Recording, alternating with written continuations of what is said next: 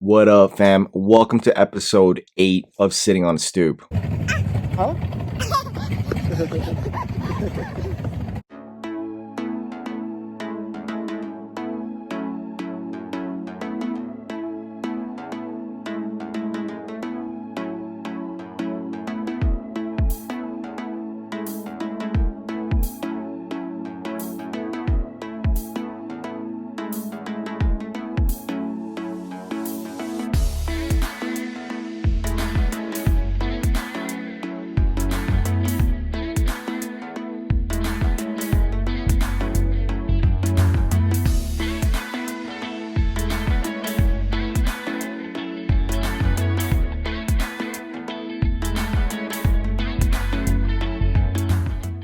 It's been a minute since I've recorded one of these. For those of you who have never seen an episode of Sitting on a Stoop, it's literally just me just kind of venting to the camera, just like if we were sitting on a stoop or a porch, for those of you that don't know what a stoop is, and just BSing. Talking about whatever's, letting our mind like explore randomness that's affecting us day to day. And right now, I caught the COVID. So this is something we've been affected by for the most of 2020. And this isn't going to be a long episode just because I feel like crap and I probably can't talk much. You can probably hear it in my voice, but I personally haven't been. Who's lighting fireworks at 2 o'clock in the morning on Christmas Day?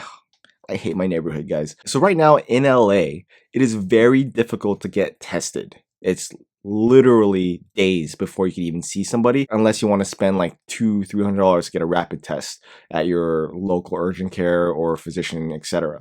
Unless you have really good insurance. Right now, I can't get tested till Monday or Tuesday. My wife got tested, her company paid for hers, and she came out positive. Now, I'm the one that brought it into the family, and how I know that is because I got from someone at work who obviously disappeared because he got COVID, and we can't really discuss who it is, but it's pretty damn obvious when you look around and see who's not here. So I was around that person. We were doing stuff right next to each other. Obviously, our PPE is on. I feel like in the office, I'm the most precautious out of everybody. I never take my mask off. I always wear gloves. I disinfect myself all the time. Every time I do a loop, I put hand sanitizer on my gloves and my hands, and I still caught it. Could be something very simple, like his saliva kind of went on something that he gave me, and then I touched it, didn't touch my mask, just touched something else. And when I went to go drink something like water, I touched that with my hand, and then, boom, I have it. But I was around that person for a little bit before I went out, and I'm assuming that's it. I haven't really seen anybody aside from my coworkers and my family. I don't go out. Like, we rarely go get stuff from the store, and if we do, it's very quick. It's in and out. You guys see in my vlogs what I do. It's mainly here and work and Target. So I don't know who really gave it to me. I'm only speculating to how I got it. I was exposed and I have it. I brought it home to the family and I feel like shit because of it. My entire family just infected by this damn virus. Like earlier in the week, like I started to feel symptoms. Like my kids started to feel it first. So Luna and Ezra both had fevers randomly throughout the week, and then they kind of went away. They're actually really good and they're fine right now, so I don't have to worry about them.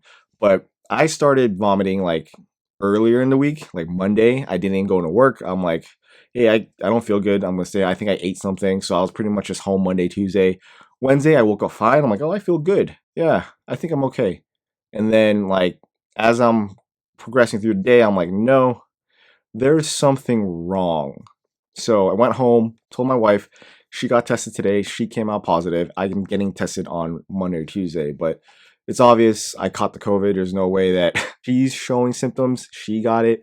I'm showing symptoms. I most likely have it. I just not been able to take a test yet. So I feel like I'm being affected the most. I think I'll be fine. Like I'm still functioning. Like my wife's still functioning. She's still working. Like she won't stop working. She's able to work from home. She does HR. The things that she tells me, I'm like, people just don't listen. Like they don't pay attention. They don't care. Like the audacity of people just like, screw it. Let's all gather right now. Let's, have a good time. And boom, they all catch COVID. That's the reason why like Los Angeles is like overwhelmed with COVID cases, because none of us listen. Like none of us care. Like every time I'm at work, I see people playing basketball. I see people like walking without a mask, not even giving it's really upsetting, like really upsetting. And like people don't want to take the vaccine. People want to take the vaccine. Like I don't care if you want to take it or not. It's up to you. It's your choice. But like to make this a political thing is really ticking me off. Wow, just like saying all this right now, it's like it's hurting. My body aches. I have like flu-like symptoms, like my head hurts, fevers on and off, kind of random. Congestion. I'm about to lose sense of taste and smell, according to people. So, my family's already been affected by COVID. Today, my father told me that we lost our uncle, or my father's uncle, my grandfather's brother, to COVID. So for those of you that don't take this virus seriously, it's a real thing and you need to slap yourself right now, because it is a real thing.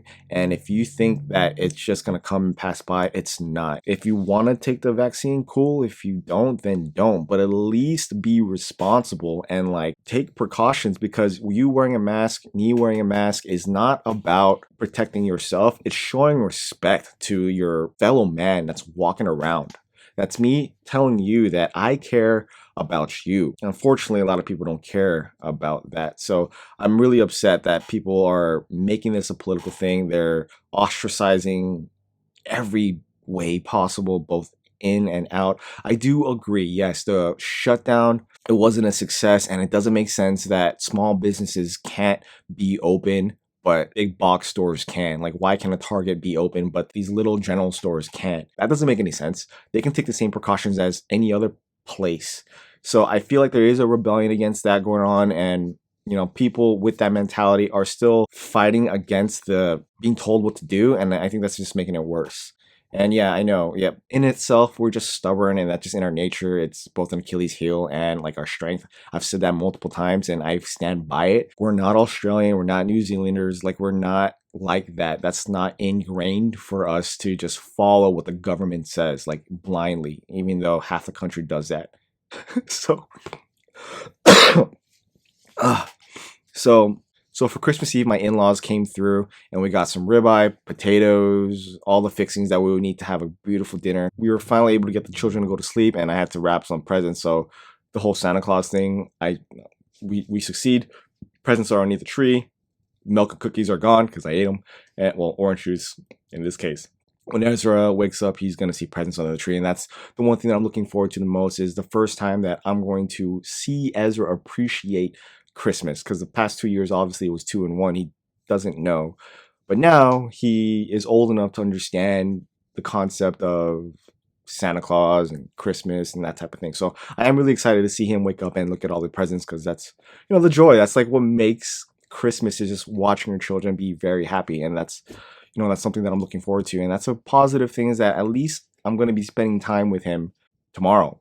And although I was going to be off on Christmas anyways, I wasn't supposed to be off the day after Christmas.